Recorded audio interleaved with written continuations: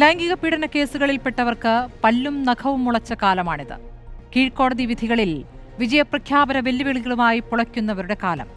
രാഹുൽ മാങ്കുട്ടത്തിനെതിരായ ബലാത്സംഗ പരാതി മുഖ്യമന്ത്രിക്ക് മുന്നിൽ എത്തും മുൻപേ സസ്പെൻഡ് ചെയ്തുവെന്ന് മേനി പറഞ്ഞ പാർട്ടിയാണ്.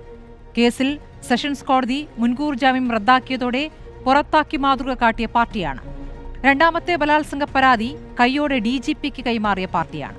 പക്ഷേ നടപടികൾക്ക് ദിവസങ്ങൾക്കിപ്പുറം രണ്ടാം ഘട്ട തദ്ദേശ തെരഞ്ഞെടുപ്പ് ദിനമായി ഇന്ന് KPCC അധ്യക്ഷനും പുറത്താക്കപ്പെട്ട രാഹുൽ മാങ്കുട്ടത്തിലിനും ഒരേ സ്വരം കൈവരുന്നത് എങ്ങനെയാണ്? രണ്ടാം ബലാത്സംഗ പരാതി വെൽ ഡ്രാഫ്റ്റഡ് പരാതി എന്നും രാഷ്ട്രീയ ആസൂത്രണമെന്നും മുൻകൂർ ജാമ്യം നൽകിയതിന് പിന്നാലെ പാർട്ടി അധ്യക്ഷൻ നിലപാട് മാറ്റുമ്പോൾ അതുതന്നെയല്ലേ നിങ്ങൾ ഒറ്റക്കെട്ടായി പുറത്താക്കിയ രാഹുൽ മാങ്കുട്ടത്തിലും പറഞ്ഞത്? വെൽ ഡ്രാഫ്റ്റഡ് പരാതി തന്നെയാണ് വേണ്ടതെന്ന പ്രതിപക്ഷ നേതാവ് പാർട്ടി പ്രസിഡന്റിനെ തള്ളുമ്പോൾ രാഹുൽ സംസ്ഥാന കോൺഗ്രസിനെ രണ്ടാക്കുകയാണ്.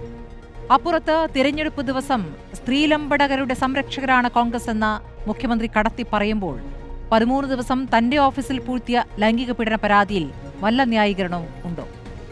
പോലീസിൽ കൈമാറിയ പരാതിയിൽ മുൻ MLA ചോദ്യം ചെയ്യാൻ പോലീസിനിപ്പോൾ സമയമില്ല എന്നാണ് കേൾവി. വേങ്ങര ഉപതെരഞ്ഞെടുപ്പിനിടെ ഉമ്മൻചാണ്ടിക്കെതിരെ എടുത്ത ആയുധം പാഴായ അനുഭവമുണ്ടെങ്കിലും എങ്ങാനും ഏറ്റാലോ എന്ന പ്രതീക്ഷയാകാം. ലൈംഗികാരോപണങ്ങളിൽ സംസ്ഥാന രാഷ്ട്രീയം മുങ്ങുമ്പോൾ വെൽ ഡ്രാഫ്റ്റഡ് പോരോ എന്നതാണ് ചോദ്യം.